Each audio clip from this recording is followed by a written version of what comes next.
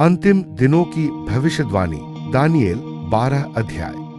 उसी समय मीकाएल नाम का बड़ा प्रधान, जो तेरे जाति भाइयों का पक्ष करने को खड़ा रहता है, वह उठेगा। तब ऐसे संकट का समय होगा जैसा किसी जाति के उत्पन्न होने के समय से लेकर अब तक कभी न हुआ होगा। परंतु उस समय तेरे लोगों में से जितनों के नाम परमेश्वर की पुस्तक में लिखे हुए हैं, वे बच निकलेंगे, और जो भूमि के नीचे सोए रहेंगे, उनमें से बहुत से लोग जाग उठेंगे। कितने तो सदा के जीवन के लिए, और कितने अपनी नामधराई और सदा तक अत्यंत घिनौने ठहरने के लिए। तब बुद्धिमानों की चमक आकाश मंडल की सी होगी, और जो बहुतों को धर्मी बनाते हैं, वे सर्वदा तारों के समान प्रकाशमान रहेंगे।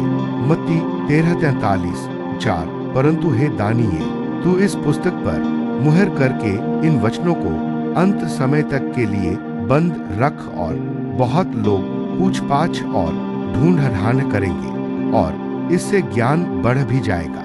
यह सब सुन।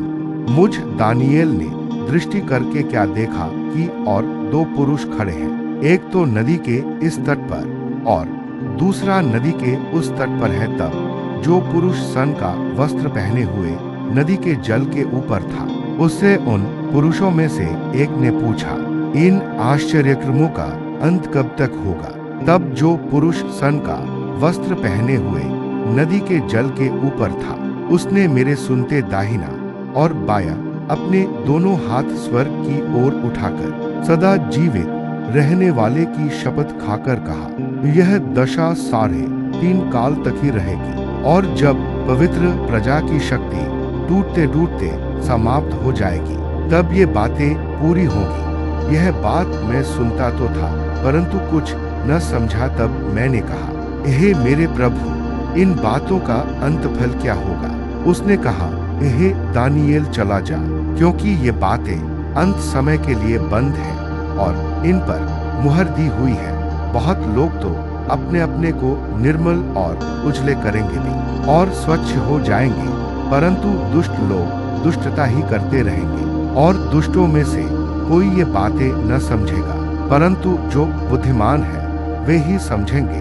जब से नित्य होमबलि उठाई जाएगी, और वह घिनौनी वस्तु जो उजाड़ करा देती है स्थापित की जाएगी, तब से 1290 दिन बीतेंगे। क्या ही धन्य है वह जो धीरज धरकर 1335 दिन के अंत तक भी पहुँचे।